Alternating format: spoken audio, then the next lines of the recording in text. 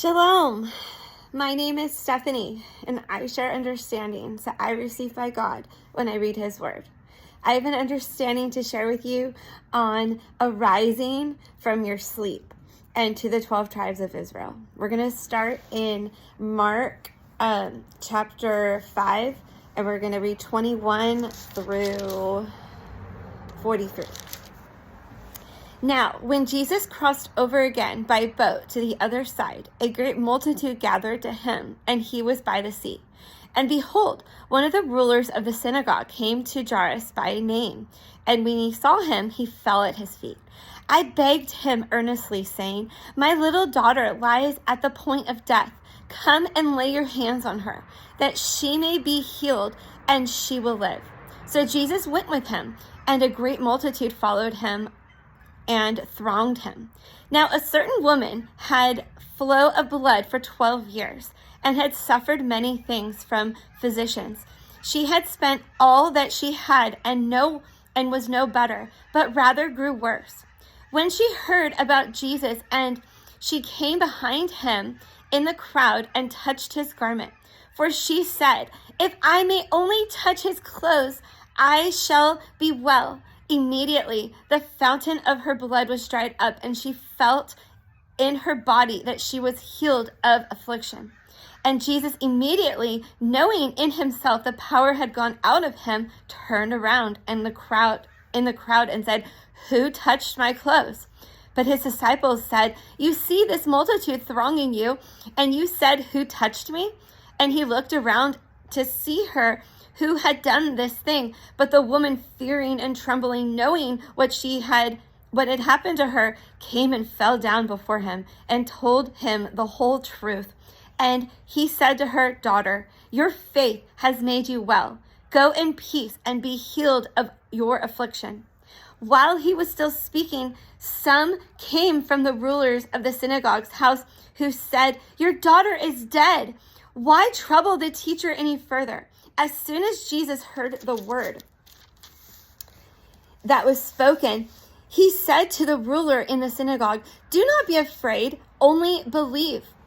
And he permitted no one follow him except Peter, James, and John, the brother of James. Then he came to the house of the rulers of the synagogue and saw the tumult, and those who wept wailed loudly. When he came, he said to them, "Why make this commotion and weep? The child is not dead, but sleeping." And they ridiculed him. But when he had put them all outside, he took the father and mother of the child, those who were with him, and entered where the child was laying. Then he took the child by the hand and said to her, "Talitha cumi," which is translated, "Little girl, I say to you, arise."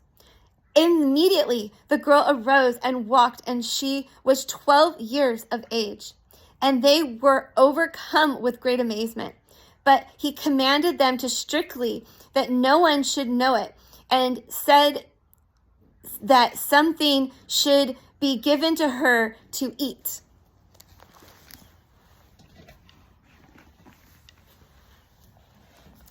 Okay, I'm going to blow the shofar. I keep forgetting to do that, so I'm going to do that right now.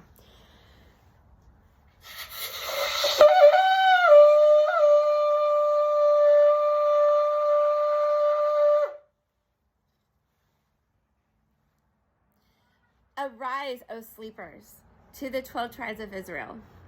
Jesus called the 12 apostles, and together they bore witness of the truth and power of God Almighty, a testament of believing in faith. The power of God can accomplish the impossible.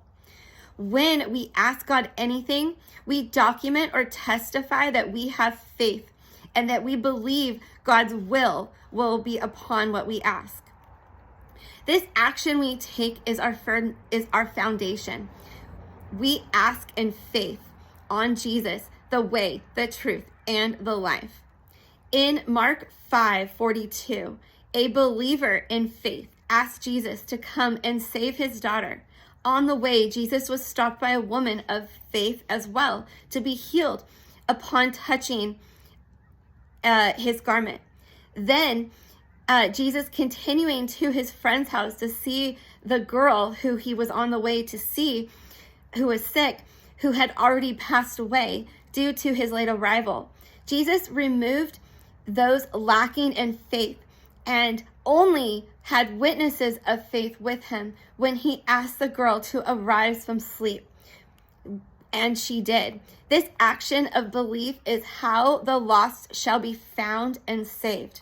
The 12 tribes of Israel shall awake from their sleep as the 12 years of dry blood was healed, and the 12-year-old girl arose from the dead as she was just sleeping. The 12 tribes of Israel shall awake from sleep, and the 144,000 shall witness to the earth before Christ's return during the 2.5 months, the 2.5 shortened month of the Antichrist's reign.